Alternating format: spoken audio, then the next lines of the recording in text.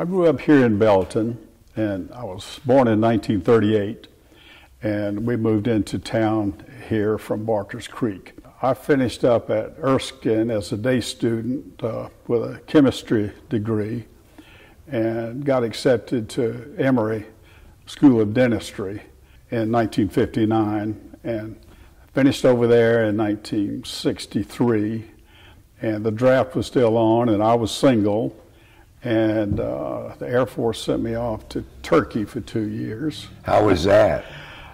It was quite a shock to go back into biblical times. We were at Ankara, which was the capital, and we didn't have a fenced-in base, so we were scattered all over the city. And from there, I was not quite ready to settle down, and I signed up for 2 more years to go to a small base in the Netherlands. What did you do for Uncle Sam? Oh, I was a dentist. What was that like? Oh, that was wonderful. That was quite different from Turkey. Yeah. We were at a small base, F-102 fighter interceptors, and our little dispensary, we had 2 physicians and 2 dentists and a nurse, and it was quite lovely there.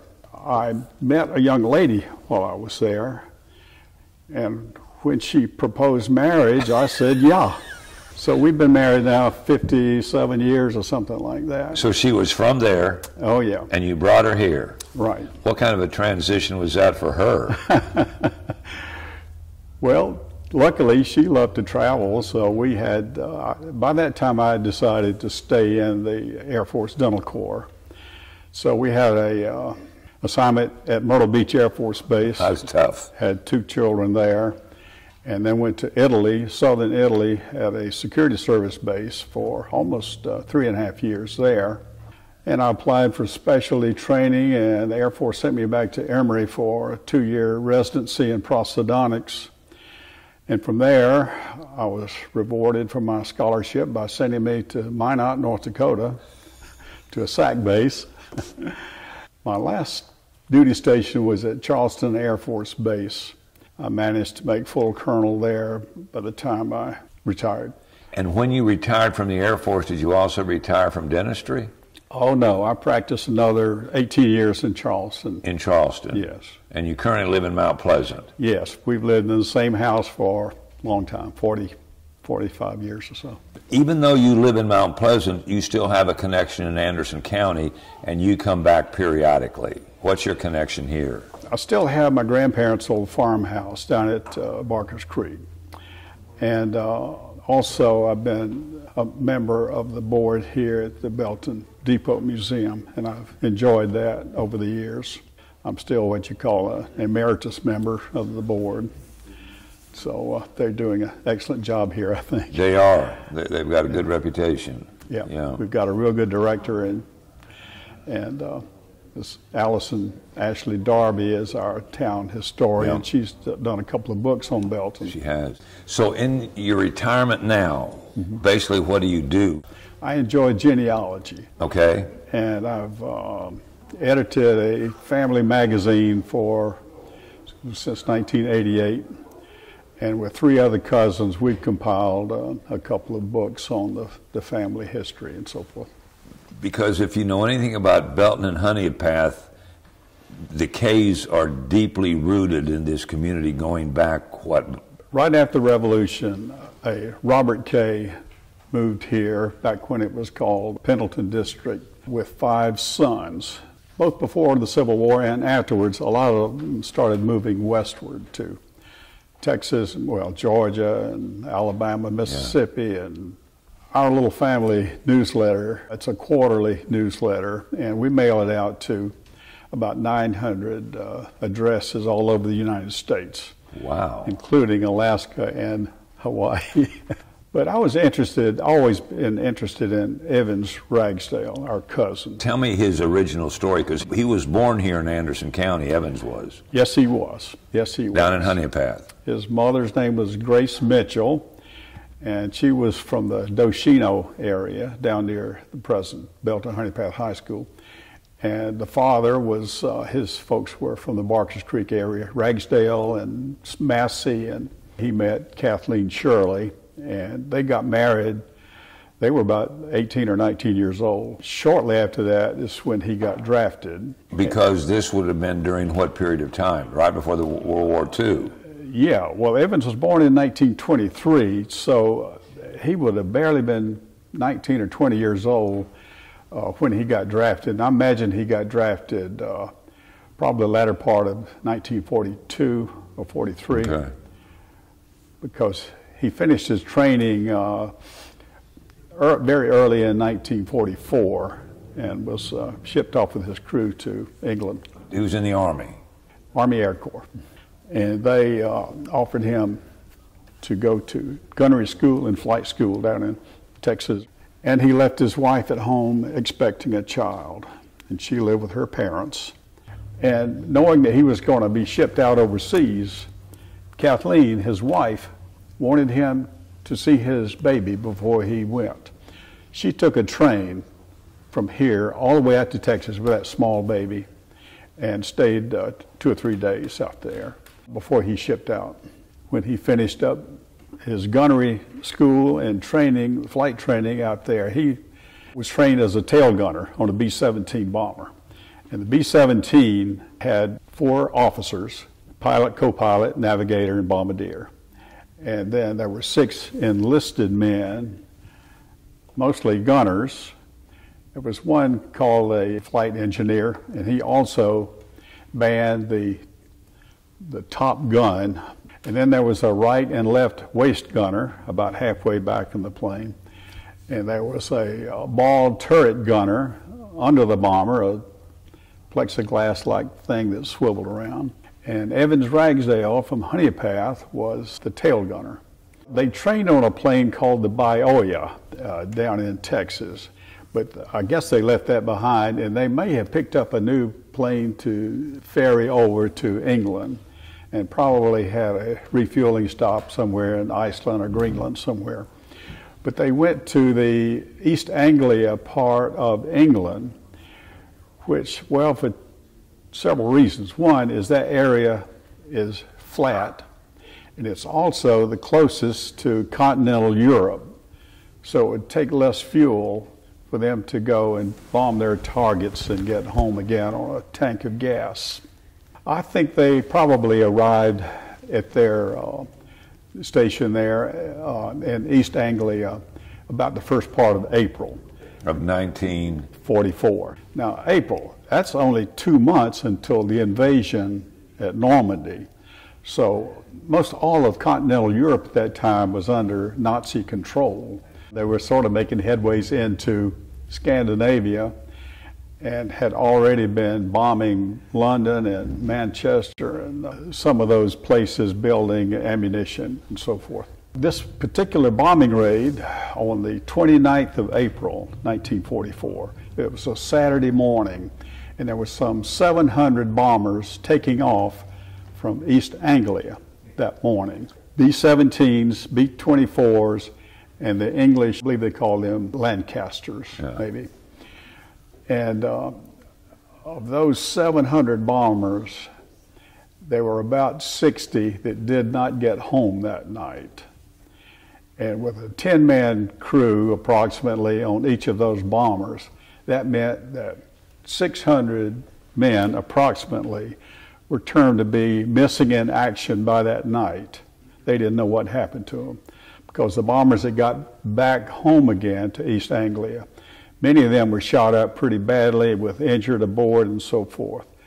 And they couldn't tell about the other bombers. They were so busy protecting themselves, they couldn't tell who crashed and who blew up and who bailed out. And if they saw a plane crashing, they might have seen 3 parachutes, but no more. So that was a sad thing to have 600 men that day. Their families had to be notified, I guess that next week, that their loved one was missing in action. 600 men. And your cousin was one of them. Right.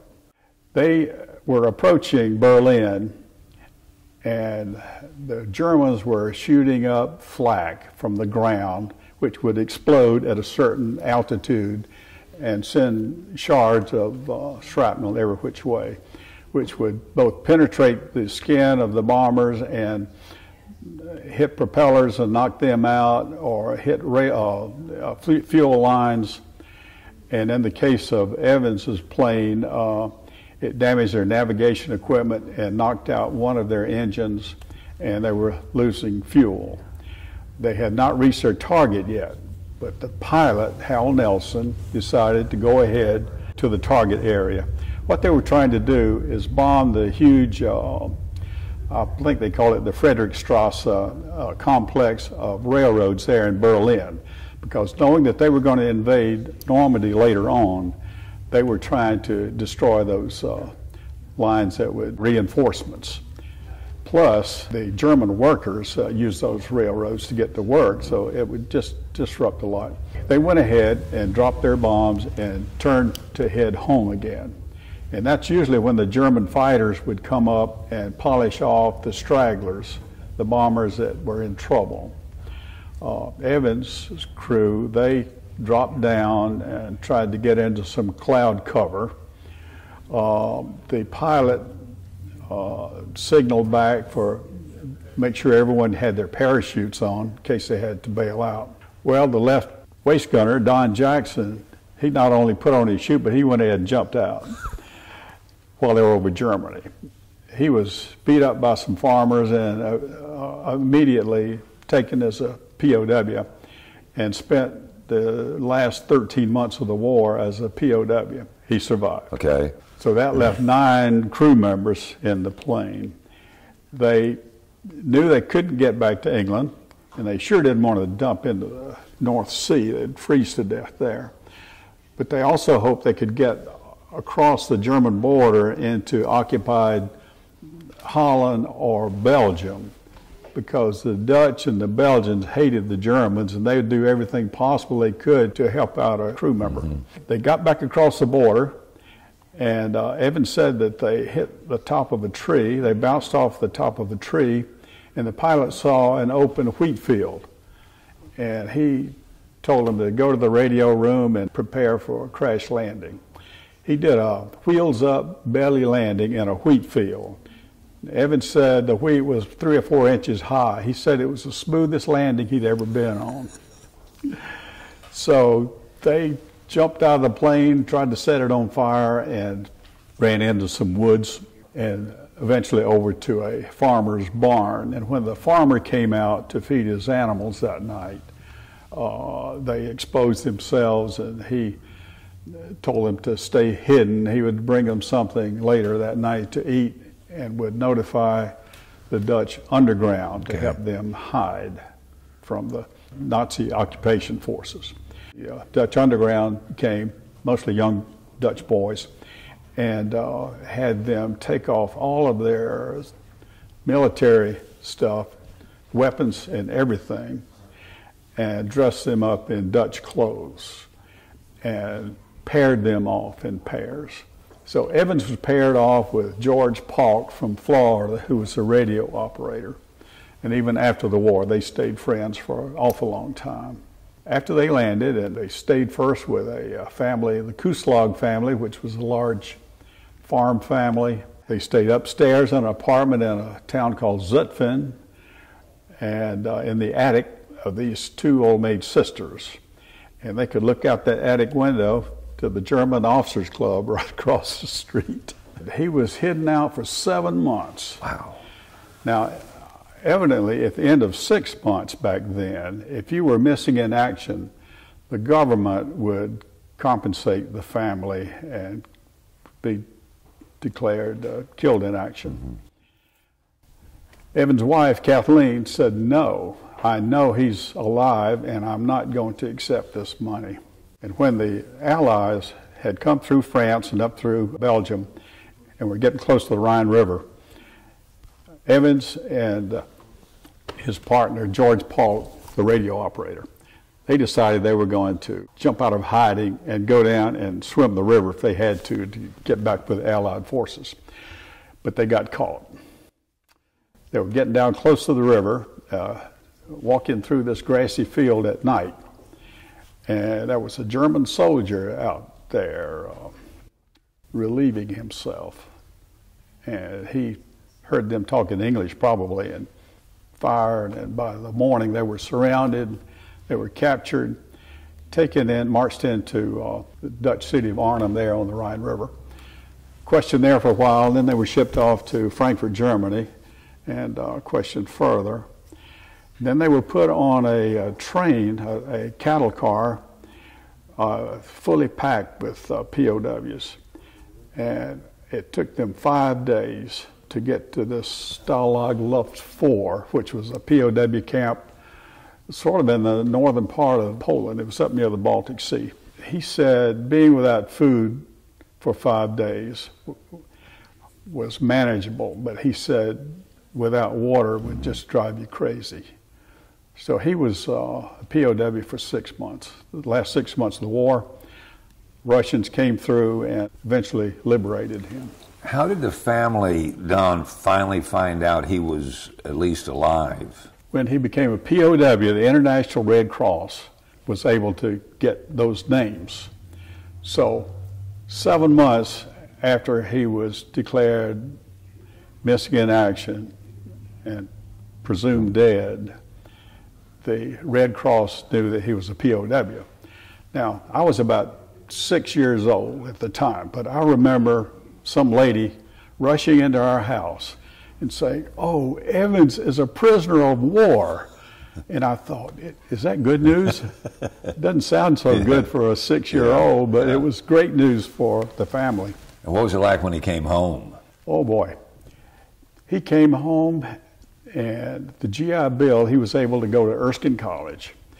There were a lot of GIs going to Erskine. They had sort of a setup there behind Robinson Hall down in that meadow with temporary housing.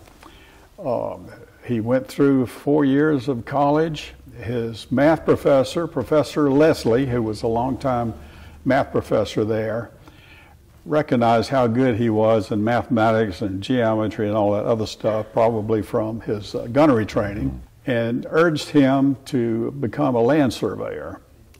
And he spent the rest of his life as a land surveyor very successfully. He did an awful lot of surveying in both Abbeville and Anderson County. So Evans is buried at Barker's Creek Baptist Church, about 4 miles out from Honeypath on Highway 252. His wife has since died, Kathleen. She lived to be about 88. Evans, I think, was about 76 when he died. And he's buried there beside his parents and his grandparents. His grandfather, Sam Ragsdale, was also a POW during the Civil War. Really? What a great story. Thank you for sharing it with us.